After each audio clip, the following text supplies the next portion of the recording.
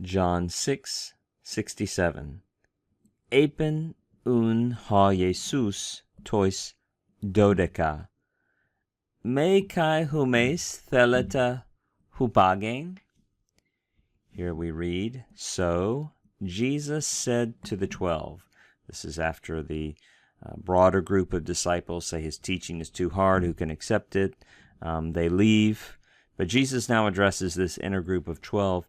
And Lydia Novakovic, in her Baylor Handbook on the Greek text of the Gospel of John, helpfully notes that this is the first time in the Gospel of John that there's a reference explicitly to the 12, calling this inner group of disciples the 12, which is only mentioned, the 12 are only mentioned 3 other times in the Gospel of John. At 6:70 and 71, so just a few verses later, and then at 20:24. This apen, we've seen that form over and over again in the Gospel of John, but let's remember that's from Lego. It's a second aorist active indicative, third person singular. The aorist is the default tense for reporting historical narrative. This happened, this happened, this happened, this happened. So we're not surprised to see this. Jesus said to the 12. Then we have a question.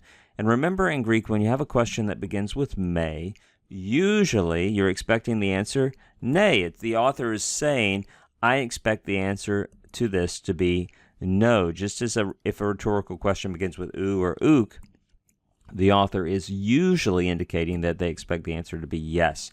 Although what's most important is the context. And so one way to communicate that the author is expecting the answer no here, the speaker here, Jesus is expecting the answer no, is to add something like do you in here. I think that Net Bible translation does something like this. So you're not also wanting to go away, are you? Or you don't also want to go away, do you? And I think that captures the idea. So Jesus expecting them to say no, but he in a moment of public teaching here with them, he does ask them that. You notice it's second person plural. You're not also wishing to depart, are you?